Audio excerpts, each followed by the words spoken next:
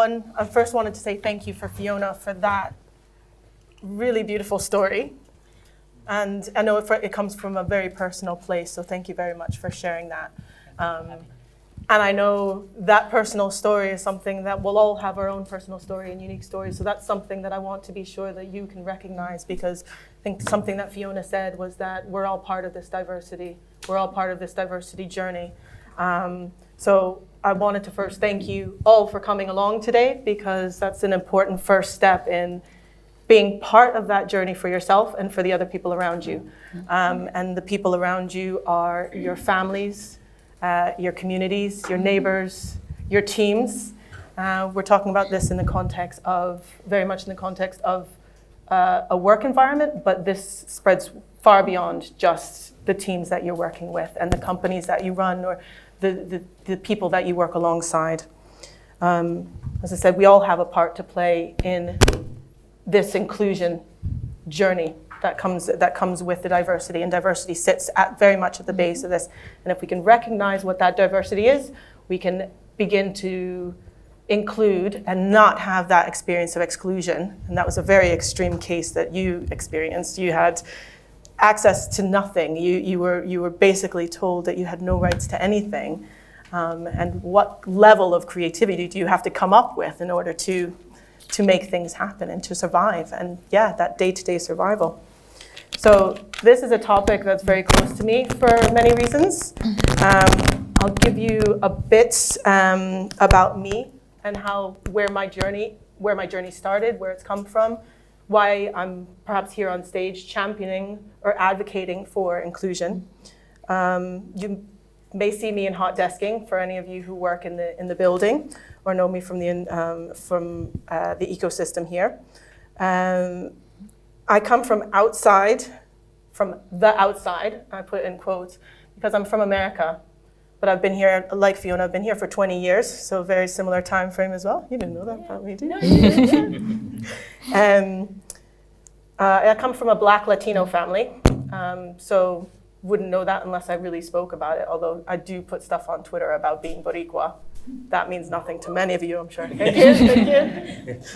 I'm not going to break out the Puerto Rican flag like J-Lo at the Super Bowl, so it's okay, you can relax. I studied art history and political science. I'm degreed in communication science and art history. I've lived in London and Dublin, and Edinburgh has been home for 16 years now. I'm 41 years old, which quite often I get the question, what beauty cream do I use? I'm not going to tell. But even though that's, great, everybody thinks I'm young, but that ageism comes with its own barriers to entry, to jobs, to accessing the respect or the quality of life and career that I want as well. So we're going to talk about some of these topics that we can based on the panel we have here. And as Eduardo said, there's so much more that we can be covering, but we only have so much time. So something that we will be doing this evening is taking questions, but we'll be taking them through an app called Slido. So if you go onto your phones and your apps and type in SLI_DO and type in the hashtag N899, you can send us some questions. And hopefully the conversation and the answers that we have from the panel today will get you going on some questions and get you understand what we mean by inclusion. So in terms of all those things that I mentioned about myself, they're all part of my identity. And each of you will have your own identity, those things you identify with that are part of the journey that you came from. And part of this diversity, that we all have diversity in common, is that I wanted to bring that up to make sure that you're acknowledging yourself as a diverse audience, to bring that you are part and you have a part to play in inclusion. The identity that I have can alienate myself with it, it can alienate me. But what I want to do is create a space for myself. And by coming on stage today and talking and bringing these colleagues on with me to bring out some of the stories that we can discuss and other topics around inclusion, we can grow this option to have, or this opportunity to bring inclusion into CodeBase and into our ecosystem. So I'm going to have a few questions for our panelists, but to start with, I wanted to let them introduce themselves. We'll start with Allie and Athina, and then Pheona, if you can just remind us. I think a few people have come in since the start of the presentation, so if you can just remind us where you come from. The questions, the first things that I would like you to address would be, a little bit about your role and the activities that you do, and where diversity and inclusion sits in your activities. Okay, my name's Allie King, and I'm one of the founder and one of the organisers for Queer Code Scotland, which is a meetup for LGBTQ people with an interest in technology. But that's not my job. I'm actually a data engineer, is what I get paid for. So I'm currently sort of consulting freelance, and I've been doing that sort of thing for about 7 or 8 years.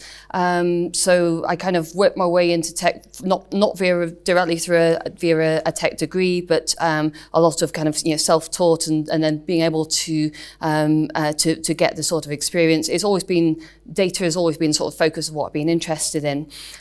So from sort of quite early in my tech career, then I got sort of involved in both as you're a recipient and sort of participant in sort of diversity and inclusion actions, and then starting to help to organise them myself. So I've been involved in Girl Geek Scotland, I think, for about 10 years or so. I think that's when I first I went to one of the workshops they did around business development, and they've been sort of very helpful to me over the time, and then. I organised an event actually in this building, which was Clojure Bridge Edinburgh. So Clojure is for the people who don't know, is a programming language that but I think that it was one of a number of language communities that realised that they had particularly low numbers of women and other people from underrepresented groups participating. So I went along to a general kind of Clojure programming workshop, and I realised actually there's like one woman here, and so I thought maybe I can do something here. And so got in touch with people who'd been organising something similar in the States, ran the event, and that did also lead to me doing my first conference talk, which was at Euroclosure in Barcelona, which was terrifying, so getting into getting up on stage and talking to people, and so after that, I mean, I had some further involvement in Girl Geek Scotland, helped them they ran a blockchain hackathon event a few years ago. But sort of a couple of years ago, then things were kind of getting quite busy in my career, so I became a sort of back-end lead for a tech startup, and so kind of dropped some of these other sort of responsibilities. But then last year, I came up with the idea of, I'd visited an event in London, so Queer Code London, where it was, it's like a board games cafe, and you're sort of going and sort of meeting people, and I thought that's very nice. Maybe we should have that in Scotland. Mm-hmm. So I started putting the word around on social media, and got a lot of people interested in having a meetup for LGBTQ people working or interested in technology. I think that there wasn't really a similar sort of thing going on. So there were some meetups for women in tech, which some people within that group would be able to attend, but others not. And I think something that's particular about this group is that you may not know if someone is queer, if someone else is LGBTQ, and if they're not in a supportive workplace, then they won't tell you. They'll think, actually, I would rather keep this to myself. I don't feel comfortable because I don't think I'm going to get a good reception about this. And so as well as running various sorts of events, so we've had a similar kind of speakers panel. We've had various talks and workshops and socials. So we're trying to bring together people so that they have that sort of network, because particularly if you're in a small company, in the type of companies that you have in CodeBase, where you're in an office with maybe half a dozen people or something like that, then it can be difficult to get that kind of support from within your own company because you don't have people from that group.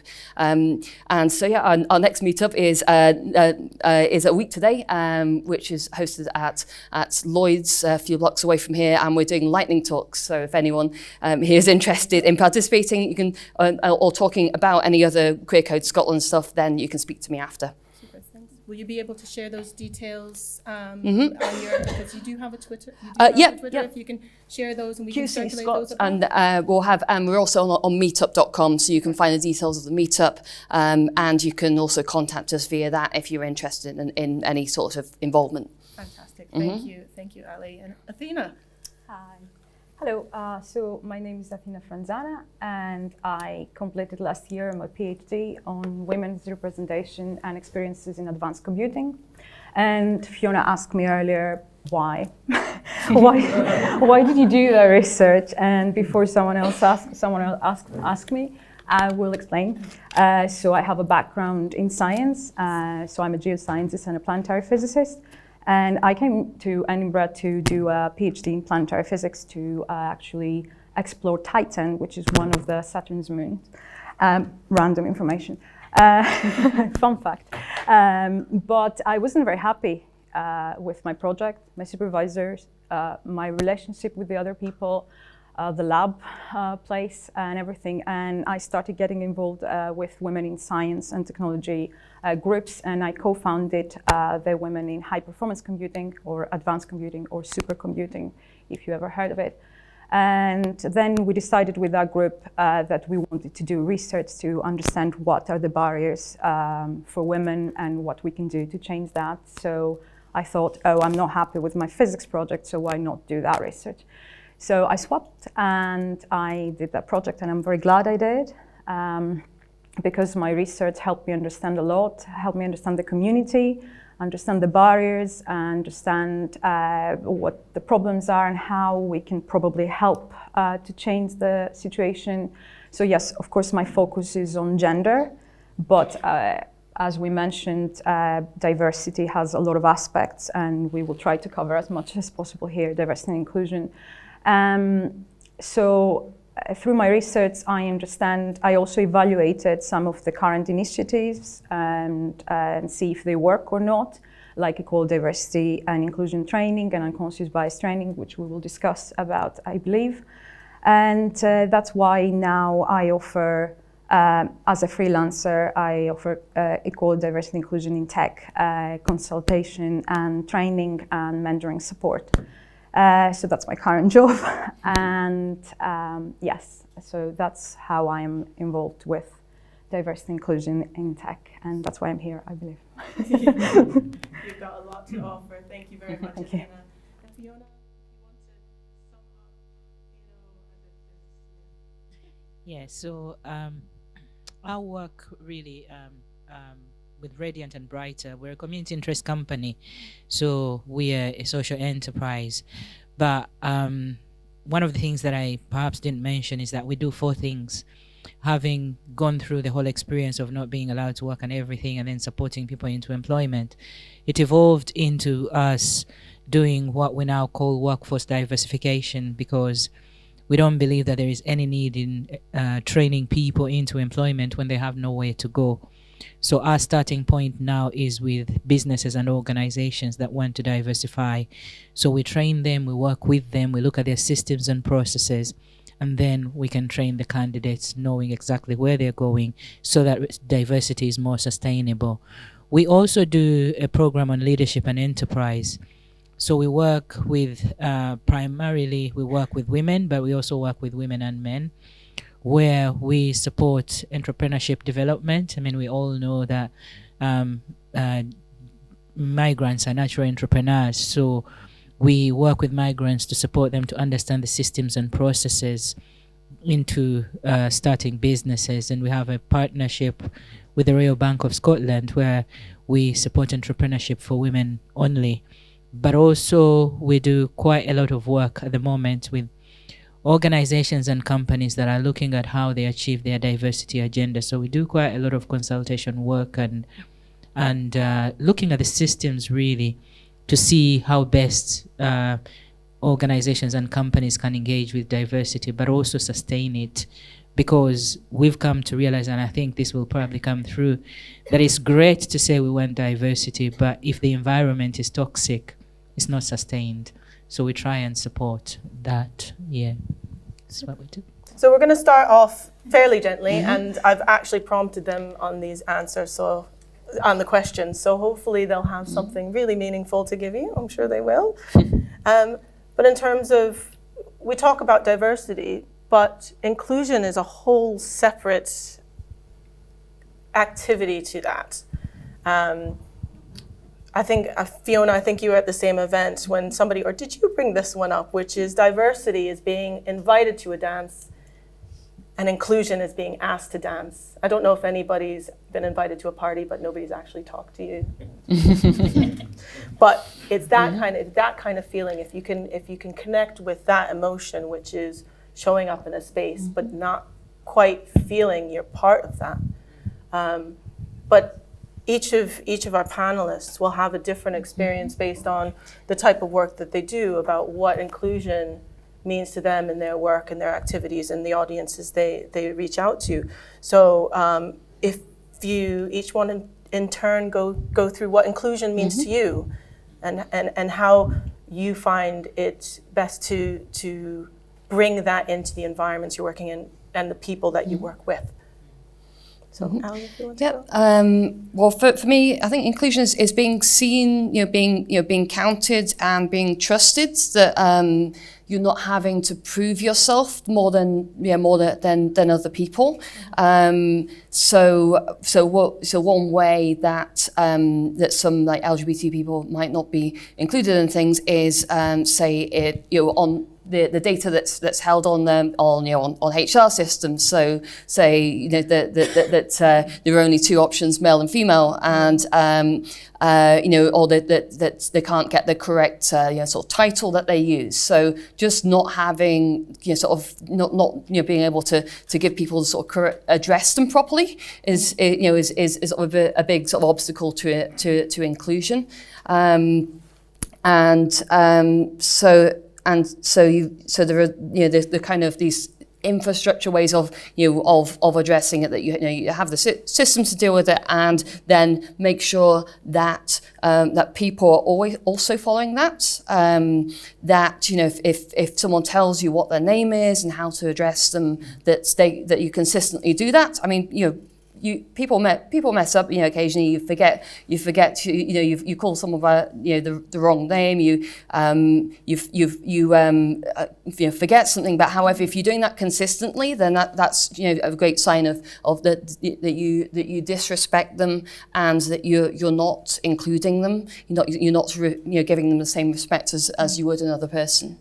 It's about kind of the acknowledgement of an individual's needs within a certain environment or within a certain space or around certain themes, like the name, or where now we have on Twitter, I don't know if you noticed or anybody uses the she or her or he or him or they. There's quite often now people are identifying that on their own Twitter handles to help build this awareness around some of these different things as well. And that includes a lot of people who aren't LGBT. So that's a good way of showing that you're an ally. That you're saying that it's not just the queer people who have to identify themselves. Of course. No, that's brilliant. Thank you very much, Allie. Athina, inclusion. Yeah, so it's very good that we are making it clear that diversity and inclusion are two different things. Because I think people tend to talk about diversity thinking that includes inclusion, which is usually not the case. Thank you. So from my experience, for example, when I was doing my research on women in tech, I found that a lot of organizations and universities, they try to create this 50-50 balance, this the numbers, 50% women, 50% men, which obviously is not realistic. And they focused only on that. They focused only on the numbers because they wanted to create this feeling of diversity.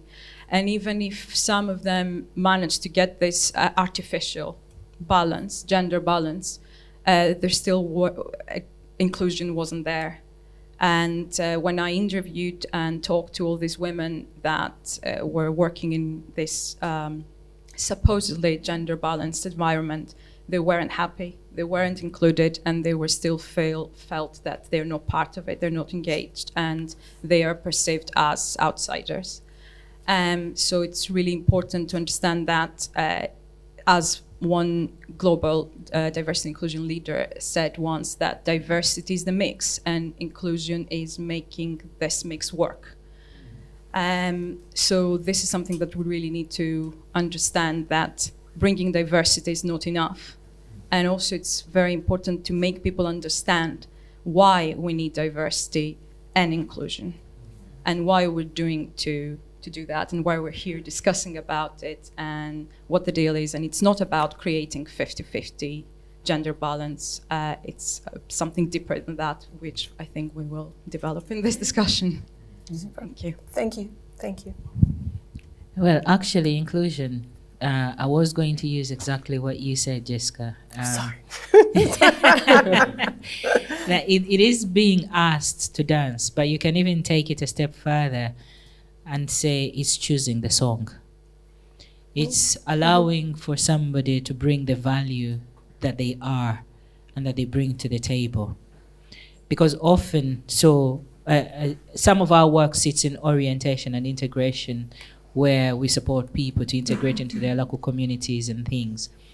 And I found so many of these organizations that come and say, you know, they're inclusive and they're doing inclusion programs, and they invite, say, refugees or asylum seekers or migrants, and then they put on a program which is designed by them, never inclusive of the actual people they are designing it for. And then suddenly you have this place where you go to, you get a bit of transport, you get maybe some information, and you go away.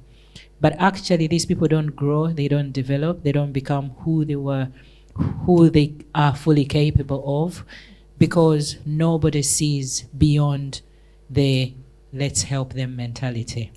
Inclusion is not about help, it's about acknowledging that somebody brings so much. And as I think it was the Poverty Truth Commission that coined a phrase that says, nothing about us without us is for us. And so inclusion has to be about us, with us, and therefore we know it's for us. That's inclusion. Love that. Oh, somebody's writing all of these things down. I see you tweeting away. No, that's fabulous. Thank you, Pheona and Allie and Athina. That was fantastic. And so Pheona mentioned this in her talk, and I do wonder who is responsible in a team to oversee, to champion, to be the advocate, and to make sure everybody has this as part of their daily activities, you know, just like getting their coffee, and considering this as part of something that's important when you're getting your annual review about how you perform. Does this become part of it? I don't know. Athina, I'm going to start with you, because I know you're working directly with companies and helping to consult. So that's not working though. It's working. Fabulous. Yes. So that's a very good question, and my answer would be at the question like, who is responsible in a team? I would say the whole team. But usually what happens is that and I think Pheona mentioned a little bit about it in her talk, that organizations and companies that hire that chief of inclusion officer or whatever those titles are, that no one knows what the title means anyway. And they think that that's it. They did their bait. They have this person there, and this person will solve the problem magically. and no one else needs to do anything. And most of the times, this person cannot do their work because no one else collaborates and no one else cares. So yes, part of their job, I suppose, is to make people understand what equality, diversity, and inclusion means and how important it is and what the benefits are and so on. But usually what happens is that they run an equality, diversity, and inclusion, as Pheona said, 45 minutes, and that's it. So it needs to be a more, it's a broader strategy. It's not just a training. And that involves everybody in the company, from the most junior staff up to the most senior. And of course, a lot of focus should be on the people that make decisions. So I think that everyone should be aware, everyone should be trained, everyone should be part of it, and on their day-to-day life and work, they should apply what they learn from these trainings and from the person who leads this strategy. And it's not just about ticking a box that, yes, we did the training and now I'm a good person. Yeah. So I think it's a responsibility of everyone's in the team, of everyone in the team. But unfortunately, hiring just one person and naming it like that, it doesn't work. Yeah. Okay. Wonderful. Thank you. And I know we discussed this earlier on, so I think we're all fairly in agreement with that. But so I'm going to actually dip into Slido because we've got some great questions coming in that will be related to this. So, I've got a question. I don't know if you've put your name. I'm going to read it out. So I hope everybody's who's put their name down is happy with that. And David has said that as a team manager, a straight white man, how does he educate himself about inclusion? So if he's chosen to want to be that champion for his company, he's going to lead the way, he's going to be a leader for others, but where does then he go to look for that support and that input? And from anybody on the panel, and also some more details. Can I answer? Of course. Can I say something on that, which is related to what I was saying? The other thing that happens, apart from hiring a person and naming it chief officer, blah, blah, blah, is that we give this responsibility to a person who has no background of equal diversity inclusion, and this person is lost. And they don't know what to do. They do the minimum. Obviously, this person has an actual job, which might be completely different to equal diversity inclusion. And it makes sense that they can't do enough for equal diversity inclusion. And David, so David very correctly doesn't know what to do, and he's asking for advice, and then I will give him an advice, but that would be not enough again. So that's why there are diversity and inclusion professionals as myself. I'm not advertising myself, but it's not just me. There are a lot of people that do this job, and these are the people that will help the company to improve equal diversity and inclusion matters, and not just a person who has a different job, a day job, but gets also the responsibility to deal with that and cannot cope, obviously. Yeah. Allie, did you want to say something? So on that, on bringing in sort of internal consultants. Well, actually, first of all, on having like a designated staff member for these sort of things, it depends where the power lies in the company and who cares about this. So if you've got your diversity officer and you've got people being doing this 45-minute training, and that's basically sort of a box ticking exercise, and just like they're sort of grunting about it, and there's not something that's brought sort of deep into the company value. So basically, what's coming from the CEO, any sort of like senior management of the company, and saying this is important to us. So sometimes it might be that, say, a tech company gets investment, and the investors say, hey, you need to like improve the diversity of the company. This doesn't look good, and then you've got someone in company management who's like kicking back against that and going, actually, do we have to do this? So if that diversity professional within the company is not empowered to do things, and that they can't leverage power with people in the rest of the teams within the company, then it's basically a PR move.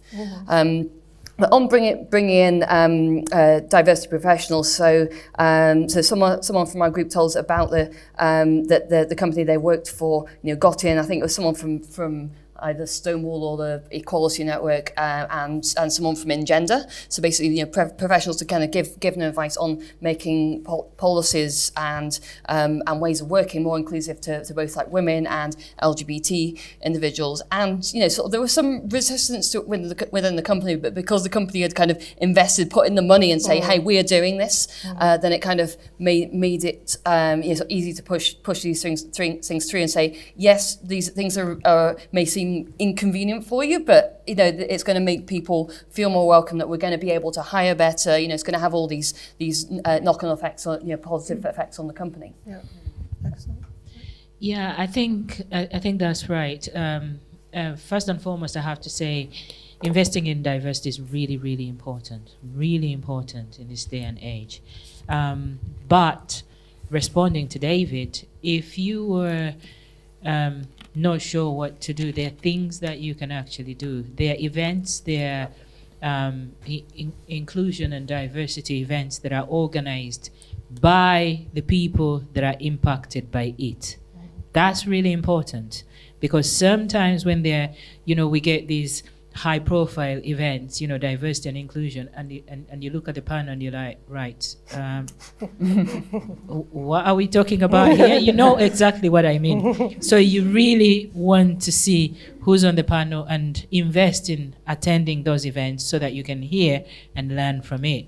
But also in the workplace, you'll be amazed if you start to have, say, conversations, maybe a lunch hour conversation on diversity, and invite your team to the discussion. You'll be amazed how much diversity is in the room, because you know what, we are all unique and we're different, and so that's a starting point. And I also wanted to highlight that one of the challenges that we face now in terms of diversity is the thinking that I can't do anything about it. It's this big thing and I don't know where to start. Actually, if you think you're too small to make a difference, you haven't spent a night with a mosquito. So you can do something. You can make a difference. You can educate yourself. There are clips on YouTube on these things. So educate yourself and don't act like you know everything, but at least you can start a conversation. Absolutely. That's great. Thank you. Relating to some of the comments that came through there, again, I've got a whole list of questions, but there's some great stuff coming through on Slido, so I'm going to refer to some of those. And and Allie, you mentioned something about the power of the individual, that maybe they may either make themselves responsible and like go, yeah, I'm going to lead on this, but what impact could they have? And the question here that I think is quite right is, how do you get buy-in from stakeholders when you're going, this is important? Where can you find, obviously if you're not implementing it straight away, how do you know what the impact is going to be? There's papers, there's statistics. Where do you think you can go, or how do you think you can evidence that to the correct stakeholders to get them bought into pushing that forward, making things happen? Basically, I think it depends on what their sort of the motivated. I mean, we'd like it that everyone should see it. As self-evident that improving diversity and inclusion is a good thing. But however, so sometimes you have to put sort of a business case for it. Like, hey, we're basically, people don't want to work for us because they look at our team page and whatever else the information that's available to them, or we hear things about them from from other people, and we can't sort of hire people that or get customers. So you can put the business case. You shouldn't have to do that, but that's I guess a way that you could do it to get through to people who have other motivations. Okay. And does anybody else want to address that one as well? Yeah. You want to? Okay. So that's a good question. So thankfully, there is quite a lot of research right now on the impact that diversity has on organizations' performance and on people's performance. Not very much, but there is enough to back up this. To support strategies and initiatives related to that. And that's why also I think that it's very important for companies and organizations to provide their data and show how much diversity they have and how does this affect, and also share knowledge on specific actions and strategies that they have seen benefits and they have seen results. And there are some recent ones that they're really good, and that might help people that don't have the background, but they might help them to see what they could possibly do. I agree. There is research, and it's not necessarily a lot, but there is a bit of research. I think that's a good starting point. But I also have to acknowledge, convincing people that diversity is worth it is still a challenge. It's something that you just have to continuously sell to the stakeholders. You continuously have to speak about it. I think just an example, because we work primarily in ethnicity, and over the years, it's been migrants come, they take our jobs. Migrants come here, they take their, the NHS is struggling. Meanwhile, the NHS is being supported by the migrants. But you hear the negative rhetoric continuously. And only recently, only in 2019, did I first see a research piece about migration that actually captured the honest truth. And that was the Federation for Small Businesses report that showed that migrants contribute 13 billion to the Scottish economy. They employ over 100,000 people, and 1 in 10 businesses is started by migrants. That's information that people are not necessarily aware of. And sometimes you need to use that research, but other times you have to acknowledge it's tough, but you continuously talk about it, and as you learn more about it, you share, and perhaps at some point they get to buy into it. Yeah, that was fun. Thank you. Well, we're coming to a point where we've got a lot of really great questions that are still there, and I want to address as many. So if anybody does need to nip out, please feel free to head off. I would like to cover a few more questions, because I think we are only scratching the surface. I'm not going to keep you here all night, I promise. But there was one question that came up through Slido from Janet. It was about, it's diversity and inclusion is a buzzword. It's kind of a buzzword, but how do we avoid the fatigue where we're going into workplaces and we're going diversity, inclusion. Do people start to shut off? Are they going to get involved if they're just like, well, this isn't about me, this is about somebody else. It doesn't affect me because I'm getting on fine, and this maybe relates to another question that I can feel the energy out of that one, which is about privilege. But I don't want to go too deep down that route, but it does have to do with that, because some people will not acknowledge or recognize that they are part of the diversity. They have their own unique, their own unique experiences, which makes them diverse. And what can they include? What can they be part of? How can they be part of that journey? So, yeah, 2 questions in that, which is, do we get exhausted by talking about that? Are we flogging? We're not flogging a dead horse, because we're just kind of getting going on this. But how do we keep that? How do we keep that going and keep it fresh? How do we keep these topics fresh and keep the engagement alive? I think that's really a good point, because we have these times when a word comes up and it's like, hey, diversity, inclusion. And at some point you just switch off, or people switch off. But this is the thing. We've talked about the importance because of the value that it brings. But I think what we really need to consider is how we think about diversity. Because for a person like me, I cannot afford to be too exhausted. Because my experience means that if I am exhausted and I stop talking, my son, my daughter, my other son, they're going to experience the same exact things I'm experiencing.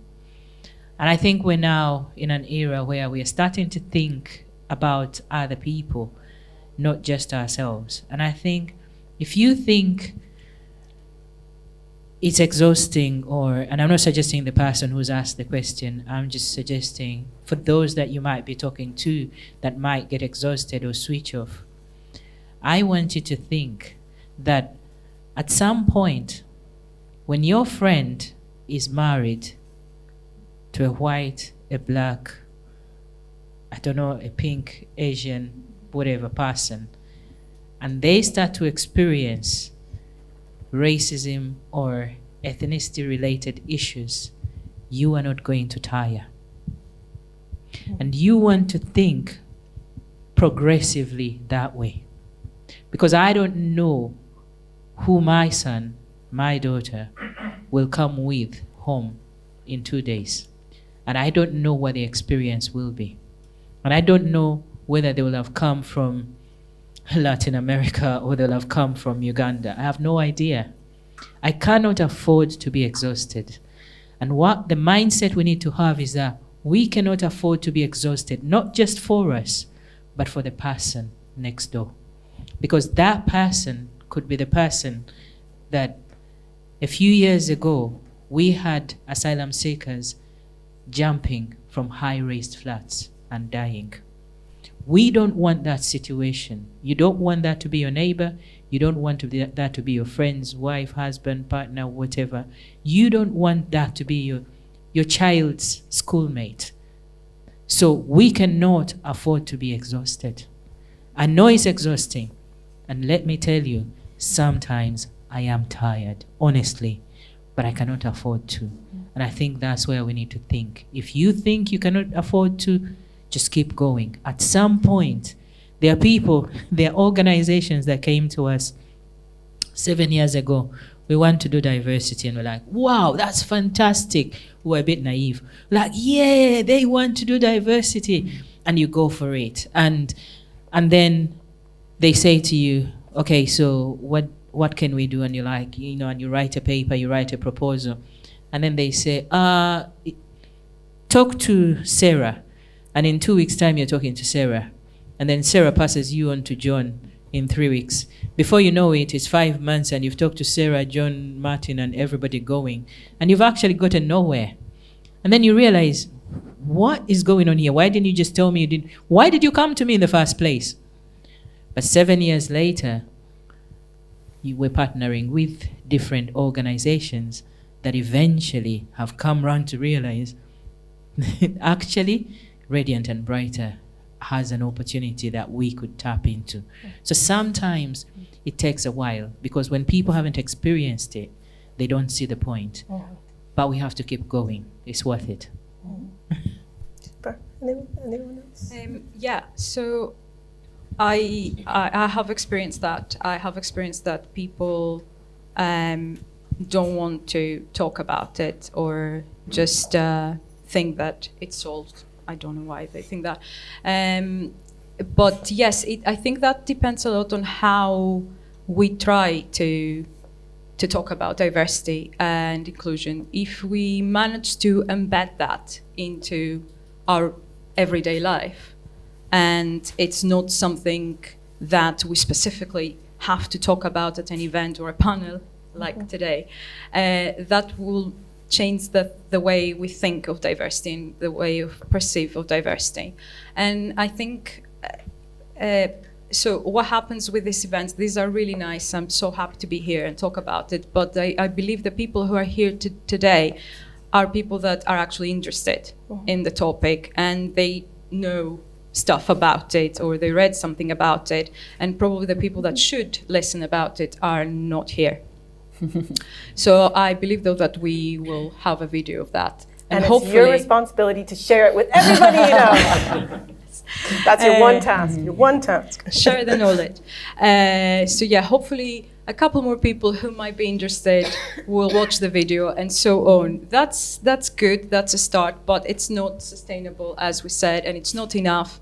And what we need to do is to embed that, to make that part of our life and understand why it's important. If it's not directly impacting us, because we're not, we don't belong in a minority or underrepresented group, understand why, how it impacts these people and what we can do to make these people included.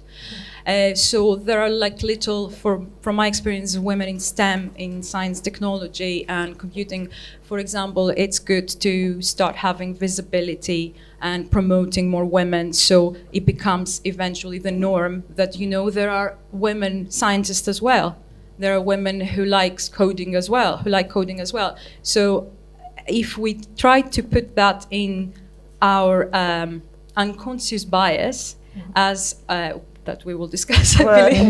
We're running out of time, so we might not be able to dig into that one, but so, maybe we can bring that up the next time. Yeah, so what I want to say that already we have biases. If we try to change these biases and accept new not stereotypes, but new reality, and understand that, you know, it's not, the stereotype is not that, oh, it's a man who's a scientist, a man with fuzzy gray hair. But there might be a woman like me that also is a scientist, and that started, we have that and see it in our everyday life, that will become the norm. And I think that is how diversity and inclusion will thrive. So yes, I think the key there is building on your own awareness of your biases. Yes, it was a topic that I was very keen to address because it's something that sits in the back of all of this. But it's a massive topic. So if you do want to, I think what I'll do is I'll try and find a couple resources that I can share on my Twitter feed around that. But we're going to start wrapping up with a final two-part question, and one is about, okay, so we're sending all these people off. They're sharing all the good news. They're living an inclusive life, sharing all this information at work and really driving things forward. They've got a program of activity around diversity and inclusion, but how do they measure the success of that? How does one know that they've achieved something in terms of real inclusion in their workspace? And with that, perhaps you can give one piece of advice that people can take away, one bit of that they're good people. Besides, that they have the ability to make a real difference, something that will give them some inspiration. So, I don't know, Allie, do you want to start? Yeah, I mean, well, me being a data person, then obviously the answer is, measure it, as much as you can. But if you think about, the people who, so, the kind of the hiring funnel, say, so if you're talking about the hiring first and then looking at the, and at the retention there, but it actually starts before you get the candidates in there, because what if someone's having a look at, like job listing for the company and then looks at the information that's available to them and they're like, nope, no, not going there. You know, and that is something that those of us, you know, who are from one or more marginalised communities, you know, we look at that. We look at like, well, what's the diversity of the team like? What do I know about the company? And so if you would need to, I think, research and see, well, what are people thinking about this before, and see if there are things that are putting you off there. A common thing that's done in hiring is to have a look at the sort of diversity at kind of, you know, each level of interview or whatever, and see if there's a particular part of the process where you're losing people from particular groups. Something to bear in mind about specifically LGBTQ people is the thing of sort of confidentiality. So it's quite often you'll go through an interview process, then you send an equality and diversity sort of monitoring form, and you put in, you know, where you are, but sometimes then it's not made clear like exactly who's going to see this information. So you're basically having to out yourself to HR before you even get the job, and that's something where it might not have come up in the interview, and that's something that was brought up by a couple of our people who kind of like early career, then sort of running into tech hiring, and then just like, well, who's seeing this information? You know, what's happening with it? So that's something specific to bear in mind. And retention is really important, because you can hire people from all the underrepresented groups, but if they're not staying, if they're not feeling comfortable there, if they're not feeling included, then you'll see that they're not staying long. Mm-hmm. Excellent, thank you. Athina? What was the question? So inclusion, how do we measure it's working, and a piece of advice I was just thinking a lot of things I want to say, but we don't have time. So measure it. So data is, I totally agree with that, and we need to make clear why we're collecting this data and what is the purpose of that, and so people understand that it's really important to provide the data. A very quick story: when I was interviewing women in commuting, so a lady who was claiming that everything's fine in commuting. Anyway, that's another story I'll tell you another time. So she said that she doesn't understand why we're collecting this data, and she deliberately gives false information. Which to me, I was like, why are you doing that? Because she's annoyed, and why do you want this information from me and stuff? So we really need to make clear why, and who uses this information, and what is the benefit of having this information. So data is number one, but not only quantitative, not only demographics. We also need to measure qualitative, and which means surveys, interviews, focus groups with everyone in the company, from the most junior to the most senior person, and see if they're happy, if they feel included, and if they feel that what we try to do has a positive impact. But unfortunately, I can't say that there's a magic recipe that works for everyone. I can't say do that, and if you do it, it's going to work, because every organization and every company and every individual, they're all different. They have specific needs, they have specific context. So before you start everything, you have to understand that, and then create a tailored strategy based on the needs of the company. Super. I think that's my advice. Super. Thank you, Pheona. So for in terms of evaluation, when you have a diversity agenda, or when you have diversity needs, you are going to think, this is what we are going to do. Once you have done that, I think it's important to consider the people it directly impacts in terms of, say, minority ethnic groups, or the LGBT community, or the people that are directly struggling because of the experiences they have in your organization, or have experienced diversity negatively.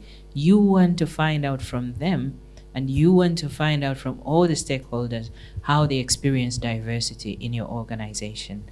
Because what that will do It will allow you to have an honest conversation, but you need to create that space for people to be able to do that. So evaluation, I think, is not just, getting people to just fill in and then asking them to put their names on it.